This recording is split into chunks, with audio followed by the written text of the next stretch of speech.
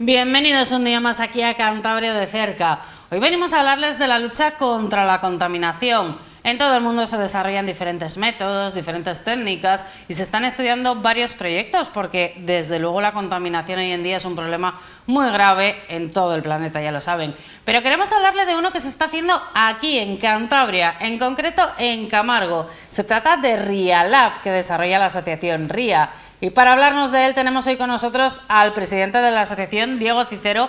Bienvenido a Popular Televisión. Hola, muchas gracias. Diego, cuéntanos, ¿quiénes sois vosotros? ¿Quién es la asociación RIA? La asociación RIA es una entidad sin ánimo de lucro con sede en Camargo desde el año 1991.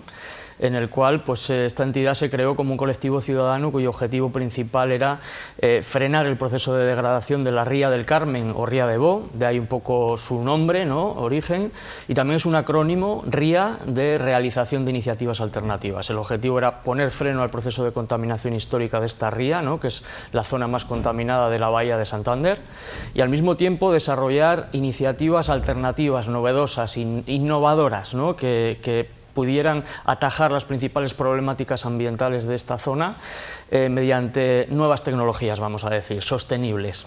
Te conocemos a ti, todos los años sueles salir para hablarnos un poco del proyecto que realizáis de RIALab, pero ¿quién más está en esta asociación? Porque no trabajas solo. No, claro, somos un equipo interdisciplinar en el que hay distintos perfiles, fundamentalmente concentrados en el área de la investigación aplicada.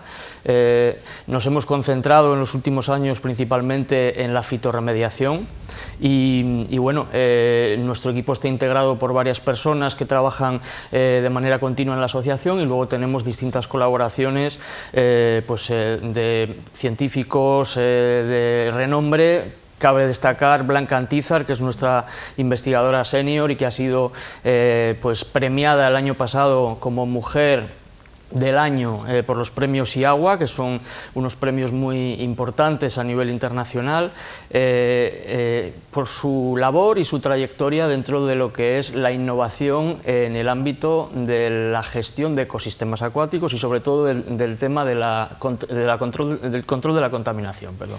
Es una gran experta en biorremediación y fitorremediación y fue un poco la que en nuestros inicios, cuando salíamos los distintos integrantes de la asociación de la universidad y estábamos todavía muy verdes y muy inseguros, nos dijo: esto funciona, concentraos en ello y luchad por ello porque puede ser una alternativa de futuro muy importante, ¿no? La fitorremediación, utilizar plantas para descontaminar. Ese es el objetivo fundamental de este proyecto, RIALab. Cuéntanos, ¿cómo surge RIALab? Porque queréis utilizar las plantas para descontaminar las rías del Carmen y de Bo. ¿Cómo surge? ¿De dónde surge esta iniciativa? ¿De la universidad? ¿Os habéis juntado después de acabar? Fue una iniciativa que surgió de la propia asociación. El objetivo fundacional de la asociación es abordar esta problemática en la Ría del Carmen y Bo. Es una sola ría, lo que pasa es que es el límite entre Camargo y Astillero. En Camargo siempre se la ha conocido como Ría del Carmen y en Astillero como Ría de Bo. Nosotros la llamamos Ría del Carmen y Bo. Y por eso la llamamos en plural. El lenguaje Exacto. popular sí que es verdad que la llamamos en plural porque son dos ayuntamientos distintos, aunque sea el mismo curso. Es el mismo cauce. Surgió porque, bueno, como decía, el primer objetivo era frenar, ¿no?, el proceso de vertidos contaminantes, que son los que han ido dando lugar a la contaminación en la ría. Pero luego hay una contaminación que ha ido quedando acumulada en los fondos, sedimentando, que es fruto de 150 años de actividad industrial. Y esto son toneladas y toneladas de sedimentos, de fangos que están en el fondo de la ría, cargados de contaminantes que no se degradan por sí solos, sino que hay que intervenir en ellos, ¿no? Nosotros nos informamos sobre cuáles eran las mejores técnicas disponibles en ese momento para abordar esta problemática y lo que encontramos es que no había unas tecnologías que fueran sostenibles y eficientes y abordables desde el punto de vista económico, y que lo que se estaba haciendo a nivel de toda Europa con la gestión de sedimentos contaminados, fundamentalmente los que se producen en los dragados, en las rías, bahías, para mantener las canales navegables, era extraer estos sedimentos y confinarlos dentro de depósitos hechos con hormigón en las propias rías a costa de destruir marismas y zonas inundables, ¿no? Entonces, bueno, varios de los integrantes de la asociación acabábamos de terminar de estudiar ciencias ambientales y ya partíamos de una idea y una visión muy por un proyecto sostenible, ¿no? Y conocíamos la fitorremediación, la habilidad de determinadas plantas para descontaminar. Entonces, bueno, pues propusimos en el ámbito local y también regional a las distintas administraciones pues poner en marcha un proyecto que convirtiera la ría del Carmen Ibó en un laboratorio vivo en el que poder probar y desarrollar estas tecnologías basadas en plantas para descontaminar esos sedimentos acumulados durante, como decía, 150 años y en ese proceso restaurar la ría como objetivo final, recuperar todos sus usos y en el proceso convertirla en un lugar de referencia, ¿no?, en este tipo de investigaciones. 150 años de contaminación son muchos. ¿Cómo de contaminada está actualmente la ría?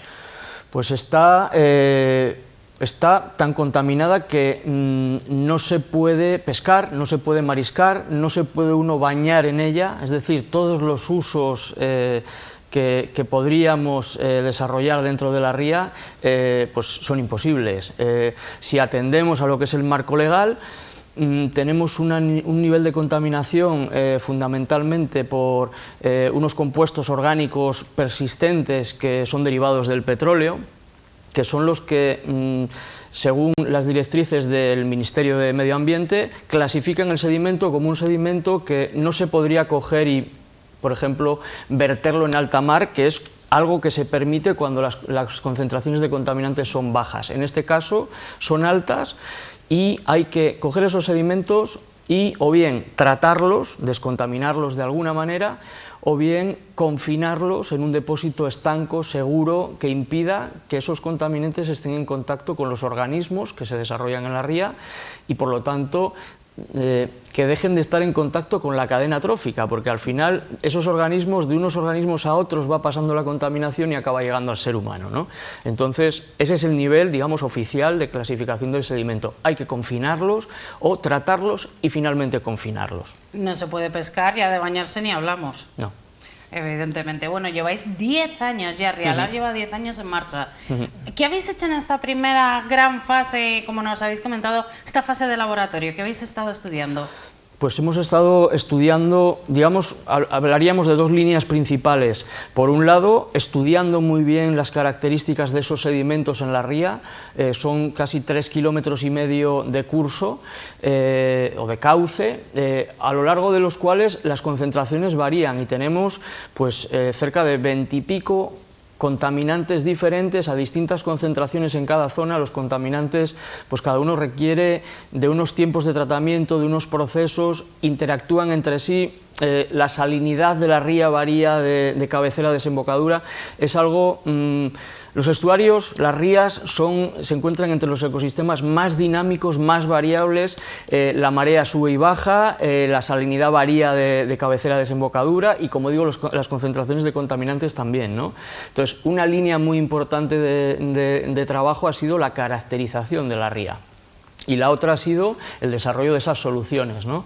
Nosotros nos hemos concentrado en el estudio del carrizo, que es una de las plantas autóctonas pues más comunes y abundantes dentro de lo que son estos ecosistemas de marisma y también de las más potentes a la hora de desarrollar rizomas, raíces y mucha biomasa, que es uno de los factores a tener en cuenta a la hora de elegir una especie para utilizarla en fitorremediación, ¿no? Que sean especies con gran potencia de desarrollo y capaces de intervenir, de transformar el medio en el que las implementamos, ¿no? Han sido 10 años en los que los primeros años nos concentramos en el estudio primero de la resistencia de esta planta a la toxicidad de los sedimentos en función de sus concentraciones. Luego, cuando vimos que era capaz de sobrevivir y de desarrollarse pues, a unos determinados ritmos, estudiamos cómo actuaba sobre los metales pesados, que son pues, una familia de contaminantes clave en la ría del Carmen, debido pues, al asentamiento histórico de industria que ha manejado y maneja metales, ¿no? Y después, en los últimos, vamos a decir, 6 años aproximadamente nos hemos concentrado en el estudio de los contaminantes orgánicos persistentes. O sea, son muchas variables que han requerido pues, de muchos años para ir despejando incógnitas e ir determinando cómo actuar, cómo proceder y si estas plantas servían, ¿no?, para esta finalidad. 10 años investigando un mismo proyecto son muchos años. Yo no sé si ha habido momentos de decir nos vamos a salir adelante, no vamos a ser capaces, o habéis tenido siempre esa fe en el proyecto que estabais desarrollando. La verdad es que no hemos perdido nunca la energía y la ilusión, porque estos procesos de investigación aplicada no es lo mismo que cuando te concentras en un laboratorio en estudiar algo enormemente concreto y que puede resultar pues eso, muy tedioso. Esto es algo que poco a poco, a medida que vas despejando incógnitas, vas viendo cada vez más cerca la posibilidad de aplicarlo en el medio real, ¿no?, que siempre y ha sido siempre nuestro objetivo. Cuando empezamos en la asociación, nuestro planteamiento siempre fue: tenemos que ser lo más eficientes que sea posible, porque lo que más nos gustaría es que la generación de nuestros abuelos, que son los que todavía vivieron esa ría en la que uno se podía bañar, en la que uno podía navegar, en la que uno podía mariscar, pudieran volver a verlo, ¿no? Bueno, hemos estado hace menos de un mes con vosotros, habéis presentado una nueva fase dentro de Rialab. Hemos visto que habéis hecho unas piscinas ahí en las huertas municipales. Explícanos, ¿qué es lo que pretendéis conseguir en esta nueva fase? Hasta ahora, como tú bien decías anteriormente, hemos estado trabajando a pequeñita escala, a nivel de laboratorio, estudiando los procesos, estudiando las metodologías, más bien desarrollando metodologías para determinar cómo vamos a llevar a cabo esto a gran escala, ¿no? Es una gran superficie, es un gran volumen de sedimento a gestionar. Tú puedes obtener unos resultados muy buenos a escala de laboratorio, pero eso cómo lo transfieres luego a escala real, ¿no? La fase que empieza este año es precisamente la de pilotaje, la de prueba de este protocolo que hemos ido desarrollando a una escala representativa, la cual nos va a dar las claves para luego poderlo llevar a gran escala, a nivel de todo el cauce de la ría.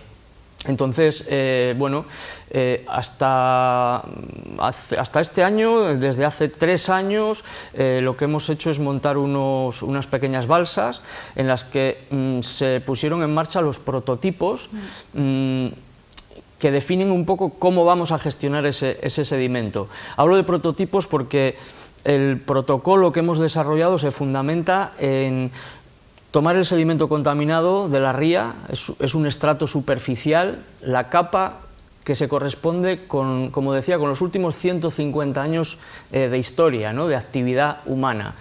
Esa capa tenemos que dragarla, tenemos que sacarla de la ría, nos la llevaríamos a unas balsas donde tenemos unos moldes en los que metemos el sedimento, inundamos esa balsa llena de moldes con forma rectangular con agua dulce y plantamos el carrizo. El carrizo ahí lo que va a hacer es, en primer lugar, desarrollar sus rizomas y raíces y convertir un fango, que es prácticamente un líquido y es muy sensible y es muy fácil que a una mínima perturbación esos contaminantes vuelvan a pasar al agua y se dispersen.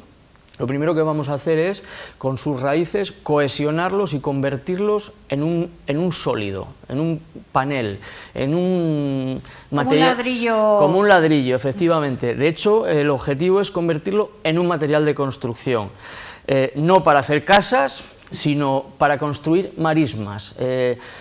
Las investigaciones de los últimos años lo que nos han desvelado es que en un plazo de 2 años, siguiendo una determinada metodología, vamos a ser capaces de construir o de fabricar esos ladrillos cuya forma y consistencia, su resistencia mecánica, se lo ha dado el carrizo. Pero es que además, en ese proceso de 2 años, también hay una transformación química del sedimento y lo que sucede es que las plantas y organismos que viven asociados a sus raíces van a ser capaces de reducir la contaminación, de tal manera que ese material de construcción lo podamos utilizar para el fin que cierra el círculo en un enfoque de economía circular total, que es coger esos ladrillos y devolverlos a la ría para crear con ellos un depósito dentro de la zona intermareal, donde entra la marea, sube y baja el agua, sí, donde esas plantas que han servido para crear el material permanecerán vivas y crearán una marisma, que es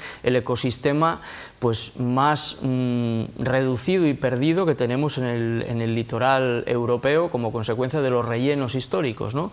Camargo se llama así porque la etimología del nombre de Camargo es zona de marismas o gran zona de marismas o de zona de vegetal junto al mar, ¿no? Queremos recuperar ese sentido creando esas marismas con lo que ahora mismo es el mayor problema que tenemos en Camargo de contaminación, ¿no? Si lo he entendido bien, el material que se va a generar dentro de estas balsas se va a devolver de verdad a la ría. Sí, sí. ¿Tenéis alguna zona elegida para hacerlo? ¿Hay algún entorno concreto en el que lo vais a poner en marcha? Otra de las líneas de investigación, ahora mismo tenemos en marcha 7 paralelas, es determinar exactamente cuáles son las zonas más idóneas para crear estos depósitos de confinamiento o marismas, que al mismo tiempo serán marismas, y bueno, pues realmente coinciden con aquellas zonas de la ría en las que de manera natural fundamentalmente se dan procesos de sedimentación, es decir, son las zonas en las que de aquí a 100, 200 años se formarían nuevas marismas a medida que se va depositando sedimento una capita sobre otra cada año y donde se formarían las marismas, las marismas son zonas de ría un poco más elevadas de lo que es la canal, en las que hay una cota suficiente como para que se asiente la vegetación halófila, la vegetación especializada en vivir en lugares con alta salinidad, ¿no? como son los estuarios o las rías. Esas serían las zonas. Diego, y una pregunta, ¿a través de estas marismas se va a poder crear un efecto en cadena que ayude al resto de la ría o va a ser necesario limpiar todo el sedimento de la ría? Hay que limpiar todo el sedimento de la ría, sí, sí. Realmente tenemos, como decía antes, una capa de sedimento contaminado que cubre todo el fondo de la ría. Esta capa de sedimento contaminado tiene entre 25 centímetros de espesor hasta 1 metro en determinadas zonas, y todo eso hay que retirarlo de ahí porque precisamente en esa capa superior es donde viven las gusanas, donde viven las almejas, donde viven los muergos, donde viven todos los organismos que constituyen la base de la cadena trófica de una ría. Entonces, la clave y el enfoque óptimo es ir interviniendo por tramos, los organismos que allí viven actualmente ir mariscándolos, ir devolviéndolos a las zonas que limpiamos para que lo vayan recolonizando y se vaya regenerando esa biodiversidad que existe en los fangos, y al final pues lo que tendremos será una ría limpia. La contaminación la habremos gestionado con la aplicación de estas plantas, habremos transformado esos fangos en esos bloques sólidos que nos servirán para crear esos depósitos en las zonas adecuadas, en las cuales, independientemente de que se produzca un incremento del nivel del mar a futuro, como son las zonas donde se produce la sedimentación de manera natural, van a ir creciendo ellas y adaptándose a los distintos cambios a futuro que se den, de manera que sean depósitos completamente seguros y vivos, ¿no? Sean ecosistemas en sí mismos. Esto es lo que se denominan hoy en día, disculpa, perdona, que te he interrumpido yo. Las soluciones basadas en la naturaleza, ¿no? Desde luego, que son las que se están buscando actualmente. Exacto. Más las basadas en la naturaleza. Comentabas, para que crezcan estas plantas, se cree este material de construcción, estos ladrillos para las marismas, un plazo aproximado de 2 años. ¿Qué fase calculáis para todo, qué tiempo calculáis para toda esta fase ya de pilotaje para la puesta en marcha? Pues ahora mismo tardaremos otros 2 años en confirmar que esto es así y sobre todo estudiaremos las propiedades mecánicas del material que vamos a generar para ver luego, cuando creemos esos depósitos, cuál va a ser su comportamiento en el medio real, cuál va a ser su comportamiento a largo plazo, pero básicamente en 2 años nosotros esperamos poder fabricar una cantidad de esos paneles o ladrillos suficientemente representativa como para poder construir una primera de esas marismas de confinamiento, y ya en ese momento tendremos el conocimiento refrendado por esta prueba ya a una mayor escala No es una gran escala, pero es suficientemente representativa como para poder ya hacer planteamientos a gran escala. Esos planteamientos obviamente van a requerir de mucha superficie para construir esas balsas en las que transformaremos, descontaminaremos, gestionaremos esos sedimentos contaminados y luego pues mucha inversión, que habrá que pues, buscar los apoyos necesarios tanto a nivel local, regional, como nacional y europeo, ¿no? No va a dejar de ser un proyecto piloto en sí mismo, todo este planteamiento, ¿no? De gran interés para toda Europa. No hay que perder de vista que la gestión de los sedimentos es clave para el mantenimiento de las canales en los puertos, que a su vez son, pues creo que el dato es el 80% del mercado, el tráfico de mercancías mundial tiene lugar a través de los puertos, ¿no? cuyo mantenimiento depende de los dragados, muchas veces de sedimentos contaminados, ¿no? ¿Creéis que este proyecto será exportable a nivel internacional? Claro. Sí, Ese sería el objetivo final. Por supuesto, estamos haciendo un proyecto a escala muy local. La ría del Carmen es una ría muy chiquitita, pero es suficientemente representativa de lo que sucede en todas las canales navegables de Europa y fundamentalmente de esos espacios portuarios en los que se ha concentrado históricamente la industria, precisamente porque son los que han permitido siempre el tráfico de mercancías, tanto de materia prima que entraba a la fábrica, ¿no?, como del producto final que salía a su venta, ¿no? ¿Hasta qué punto es una tecnología novedosa respecto a lo que se está estudiando actualmente? Pues es una metodología que hemos desarrollado en Camargo, es totalmente novedosa, sí. Esa es la principal, que se ha desarrollado aquí en Cantabria. No sé si ha sido fácil encontrar esos apoyos que comentabas para poder desarrollarlo. Es un apoyo durante mucho tiempo. Hay que estar muy concienciado del objetivo que se quiere conseguir y de que van a ser muchos años apoyando. Sí, sobre todo el Ayuntamiento de Camargo es la administración que ha estado desde el principio y estamos seguros de que estará hasta el final. La Consejería de Medio Ambiente del Gobierno de Cantabria también estuvo en los inicios del Plan Rialab y nos dio un buen impulso al principio, y luego el Ayuntamiento de Astillero ha estado también en determinadas fases. Creemos que la continuidad en el apoyo al Plan Rialab se da porque las administraciones y sobre todo pues todos los paisanos del pueblo comparten esta misma inquietud, este mismo objetivo y esta misma ilusión. De otra manera entendemos que, bueno, pues que no habríamos llegado hasta donde estamos, ¿no? Pues Diego, desde luego con esa ilusión y con esa energía que tienes y demuestras por el proyecto, no se te ha quitado en ningún momento. Nos vamos a despedir. Muchas gracias por haber estado hoy con nosotros. Muchas gracias a ti, encantado. Muchas gracias a todos ustedes que han estado también con nosotros. Nos despedimos aquí. Les recordamos que mañana vuelve Cantabria de Cerca a partir de las 10 de la noche. En este caso, Cantabria de Cerca, edición Cultura.